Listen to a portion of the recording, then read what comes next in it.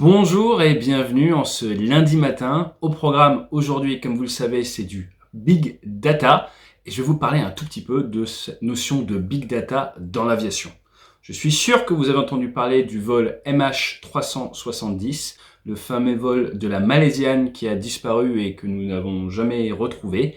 Ce qu'il faut savoir, c'est qu'un des moyens utilisés pour essayer de retrouver certains débris, c'était un système qui s'appelle le système ACARS. ACARS, c'est pour Aircraft Communication Addressing and Reporting System.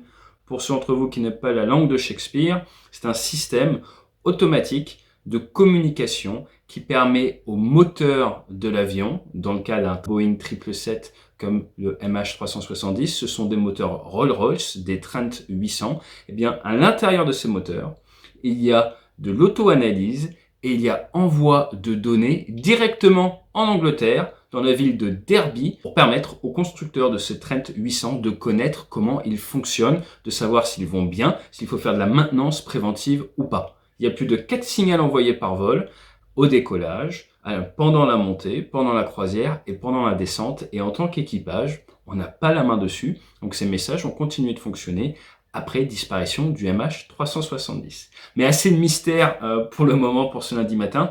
Il y a une autre utilité au Big Data dans l'aviation, c'est également pour la sécurité et un travail d'anticipation.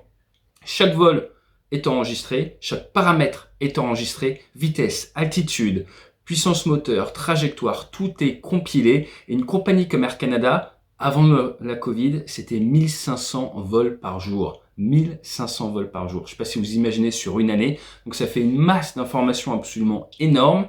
Nous avons des centaines de destinations. Et comment est-ce que ce recueil d'informations nous permet d'améliorer la sécurité des passagers? Tout simplement en identifiant des tendances. Par exemple, on va se rendre compte qu'à Mexico, l'été, il fait très chaud, terrain en altitude, peut-être que les avions ont tendance à arriver trop haut et trop vite par rapport à ce qu'ils devraient. Après plusieurs vols consécutifs, toujours dans nos critères, mais tendancieusement trop haute et trop rapide, eh bien, la compagnie décide d'envoyer une commission sur place, une commission locale de sécurité, pour discuter avec le contrôle, essayer d'identifier ce qui se passe et prévenir un accident.